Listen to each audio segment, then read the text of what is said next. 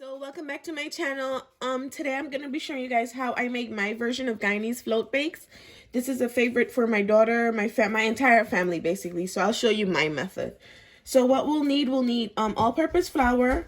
We'll need some kind of fat. I use butter. You can use butter, coconut oil, whatever you have. You need baking powder. I'll need some salt. And you'll also need some brown sugar. Now, my bakes are on the sweeter side. Now, you can choose to take some of this out. You don't have to use this much sugar, but I like mine on the sweeter side. I also add a little bit of cinnamon to my flour. And then we'll also need some warm water. So to start, I'll dump my hot water in my mixing bowl. This can be done by hand, but I am going to be doing this with my machine, my mixer.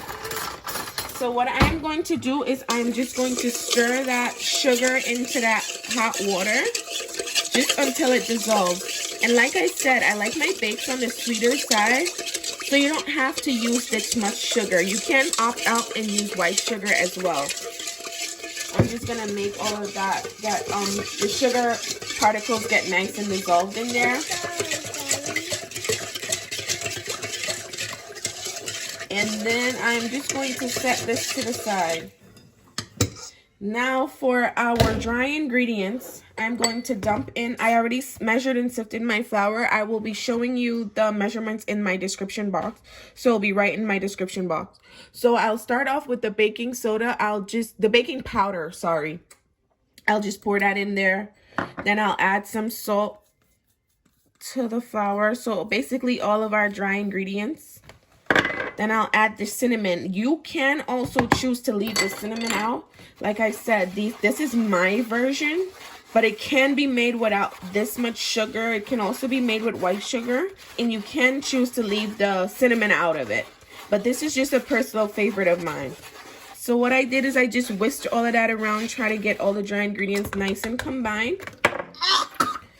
And then I will add in my fat. Now, for your fat, you can use vegetable oil. You can use butter, vegan butter. You can use coconut oil, whatever is your preference. You just need a tablespoon of fat.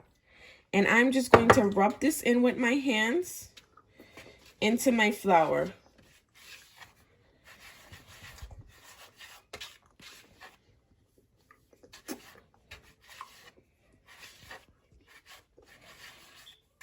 And there you have it, guys. That's it for the dry ingredients, and I have my wet ingredients over here.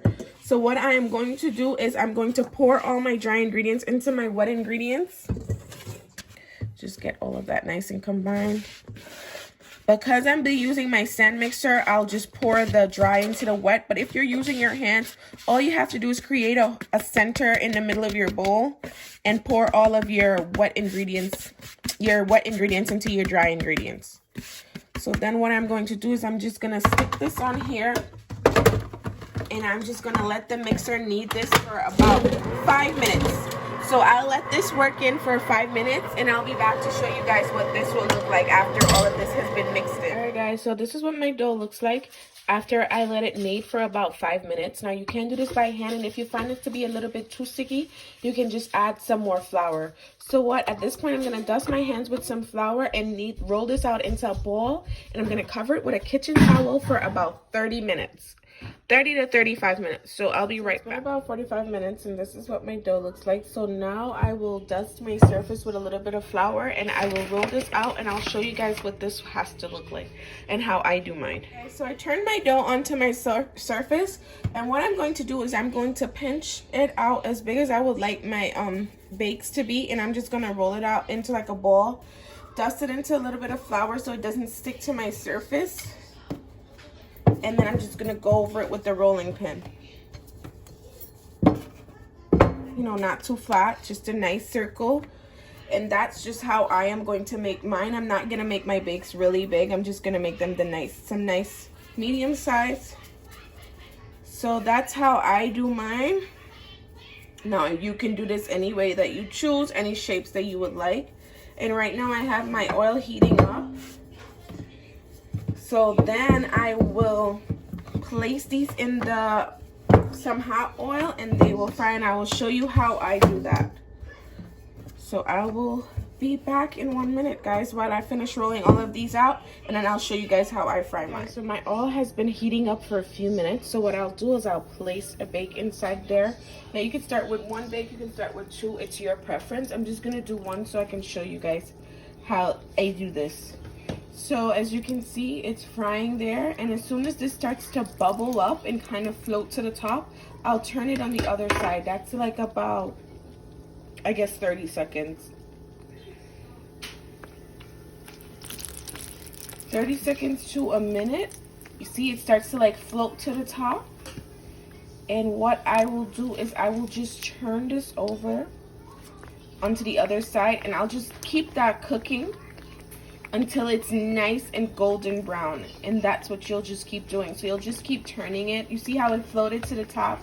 That means that it started to cook on the other side.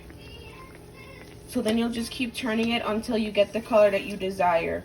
Probably like a minute and a half on each side. See, it's kind of like bubbling up right there. And that's exactly what you're going to be looking for. That means your baking powder and everything worked really well. And you kneaded it really well. So I'll fry these out, guys, and I'll show you the finished product once I am done. I also like to place these in a container. You can use like a calendar or something lined with paper towel so as to drain off that excess oil from the bakes when they come out the frying pan. So you can also do that. So you see how nice and golden brown that's getting? I'll probably take this out in like 30 seconds. So that's what you're looking for. Like I said, you can go as long as you want. You just don't want to over fry these. You don't want these to be too dark. So this is basically finished on this side, and then I'll just turn it over one more time for 30 seconds, and as you can see, it's nice and golden brown. And that's it, guys. And I will come back and show you once I cut into them how they look. So this is basically my finished product. So nice and golden brown. So I'm going to break into one of these so you guys can see how it looks on the inside. So I ripped one open, and do you see how nice and hollow that is? You can stuff your saltfish, your cheese, whatever you want inside of there. So that's the finished product of this bake, and this is what this one looks like. It has a nice and soft center, but it also is hollow enough that you can put something inside, something of your preference, of course, but it'd be saltfish, a piece of cheese, or whatever you like. And look at how nice and golden brown that is.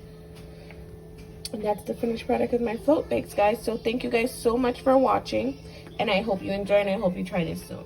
So I wanted to show you guys two different ones. So that one was nice and hollow that I can fit something inside, and this one is nice and thick and soft inside.